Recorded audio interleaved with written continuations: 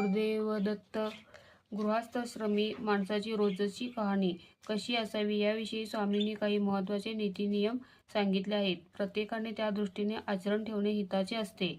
प्रत्येकाने सकाळी नित्य देहधर्म पूर्ण झाल्यावर आंघोळ करून देवपूजा करावी, गुरुस्मरण करावे, नंतर आपले व्यवहार चालवावे. फार पूर्वी दुपारी जेवणापूर्वी ब्राह्मण लोकांच्या घरी वैष्णव देव करण्याची प्रथा होती. आताही काही सनातनी ब्राह्मणांकडे तसा वैष्णवदेव करतात, पण प्रमाण फारच कमी आहे. पूर्वी भर दुपारच्या वेळी वैष्णवदेव करीत असताना घरी कुणीही पाहुणा अतिथी आला तर त्याची कुठली चौकशी न करता त्याला आपल्याबरोबर जेवू घालावे.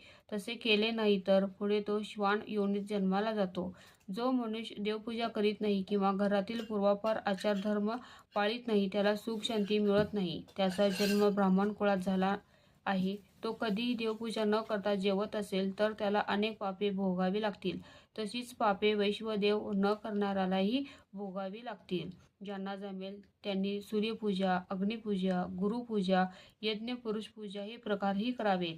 स्त्रियांनी किंवा शूद्रांनी वेदमंत्र म्हणू नयेत. त्यांनी भक्तिभावाने पूजा करावी, प्रार्थना करावी, ऋतुमानात मिळणारी ताजी फुले व्हावीत, धूप दीप लावावा. इतर गृहस्थाश्रमी लोकांनीही भर दुपारी घरी आलेल्या कोणाही परिचित अपरिचित पाहुण्याला त्याची जात पात न विचारता भोजन घालावे. तसे घातले नाही तर आपले पूर्वज 16 वर्षे असंतुष्ट राहतात. शिवाय त्या अतिथीला भोजन घालताना त्यातही पंक्तीभेद असू नये. म्हणजेच अतिथीला एक प्रकारचे व स्वतःला दुसऱ्या प्रकारचे पदार्थ कधीच वाढू नयेत. जेवण करताना कलह, आरडाओरड, भांडण, दळणाचे आवाज, अपशब्द हे प्रकार मुळीच नसावे.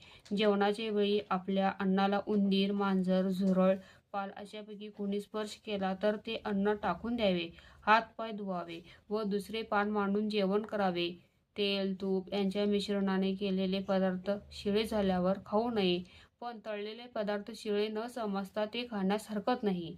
पडक्या देवालयात, झाडाच्या खाली, तळ्याच्या काठी, नदी किनाऱ्याजवळ किंवा वारुळाजवळ रात्री कधीही झोपू नये. श्री गुरुदेव दत्त.